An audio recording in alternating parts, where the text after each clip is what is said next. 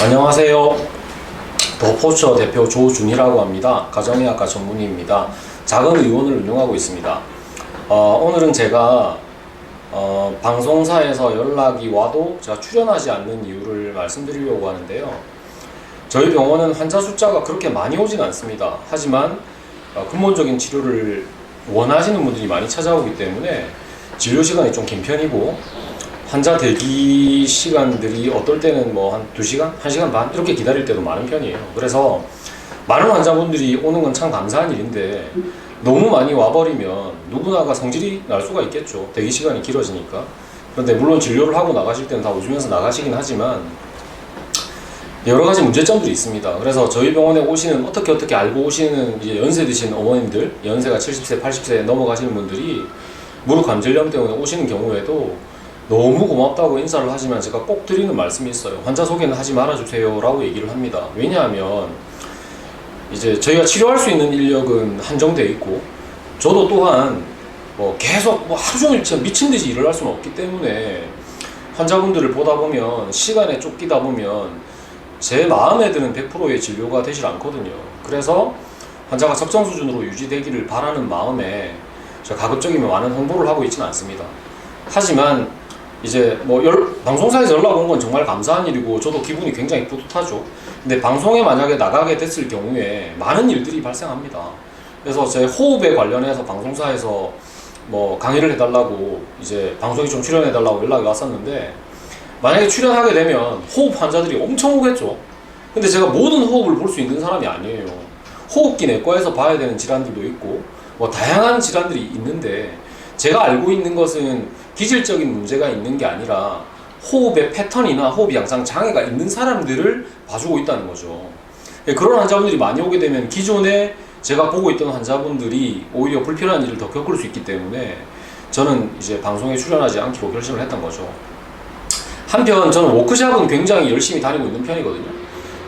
어디에 많이 다니냐면, 이제 운동 전문가들을 가르치는 워크샵이라고 하면 요청하면 웬만하면 거절하지 않고 다 가는 편입니다. 그 이유는 여러 가지가 있는데요. 우리나라 의료는 아직 좀 왜곡된 부분이 많습니다. 지금 우리나라의 의료 체계는 사실은 1970년대, 80년대에 적합한 의료 구조를 가지고 있어요. 이게 어떤 느낌이냐면, 의사 선생님들이 진료할 시간이 충분하지 않아요. 물론 이제 비난이 쏟아질 수도 있는데, 지금 진료비가 초진 기준으로 10,000원 조금 넘고, 초진이 안 되시는 분들은 한 9,000원? 이 정도 되는 거로 제가 알고 있거든요. 그런데 저 같은 경우에는 물론 초진 환자가 오면 길게 보는 경우에는 30분 넘게 보는 경우도 있어요. 근데 제가 만약에 도수치료라는, 재활도수치료라는 걸 하지 않았다면 전 망하기 딱 좋겠죠. 근데 대학병원에 있는 교수님들은 굉장히 바쁘거든요. 근데 진료 시간을 늘려야 되는데, 진료 시간을 늘리지 않고 이제 영상학적인 진단이라든지 이런 부분들에 대해서 너무나 이렇게 치우쳐져 있는 게 있단 말이에요. 근데 병원이라는 것도 이익을 내야지 유지가 되는 단체잖아요. 이익단체잖아요. 이익단체는 좀 그렇지만 사업체잖아요. 근데 진료 시간을 예를 들어서 30분 정도를 하고 돈을 못 번다면 병원이나 의원이 존폐의 위기에 서게 되겠죠. 그래서 어쩔 수 없는 진료 수가나 이런 문제들 때문에 길게 설명을 못하는 부분들이 많습니다. 예를 들자면 당뇨나 고혈압이라는 걸 진단을 받을 때 너무 허무하게 진단받지 않아요. 그냥 병원 갔는데 혈압 몇 번 재고 혈압이 너무 높네요. 약 드셔야겠어요. 라고 끝나는 거죠. 당뇨도 마찬가지. 지금 공복 혈당 아니면 2시간 식후 혈당이 이 정도 올라갔기 때문에 약을 드셔야 돼요. 라고 얘기를 듣는다는 거죠. 근데 가장 이상적인 진료는 왜 지금 고혈압이 왔으며, 왜 지금 위기이며, 이 병이 어디부터 왔는지, 이걸 해결하기 위해서는 혈압약을 먹지 않으려고 하면 어떤 노력을 해야 되는지, 시기를 어떻게 짜야 되는지, 식단을 어떻게 짜야 되는지, 이런 얘기들이 많이 이루어져야 되거든요.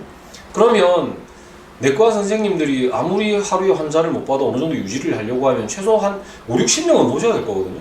근데 그런 설명이 길어지다 보면 사실 몇 명 못 보실 거예요. 그런 부분들이 문제가 있다는 거죠. 통증도 마찬가지예요. 병원에서 할 수 있는 수준이 정해져 있거든요. 의사가 모든 걸 다 할 수 있진 않아요. 그래서 제 영상을 보고 가끔 선생님 같은 의사 선생님이 많았으면 좋겠어요 이런 얘기를 하지만, 어떻게 보면 참 슬픈 이야기예요. 왜냐하면 현실을 모르고 계시는 거예요. 정형외과 선생님들도 얼마나 많은 공부를 하셨으며 수술 공부를 평생을 하셔야 되거든요. 정형외과는 원래 수술을 해야 되는 과입니다. 수술 공부를 하다 보면 저는 뭐 감히 생각지도 못하겠지만 엄청나게 많은 노력을 해야 되고 엄청나게 많은 스트레스를 받거든요. 그런데 일명 우리가 얘기하는 정형외과 또는 체형에 관련된 또는 운동역학에 관련된 공부까지 그분들께 부탁을 드리고 모든 걸 다 이해시키게 여러분들께 설명을 하기에는 사실 너무 많은 짐을 지우지 않나라는 생각이 들어요. 그러면 가깝진 않지만 좀 머네요. 미국이나 영국이나 이런 데는 어떻게 돼 있느냐? 서브 닥터가 되게 많아요. 뭐 여러분 알고 계실지 모르겠지만 카이로프랙틱 닥터, 뭐 척추 교정하는 이런 거 있잖아요.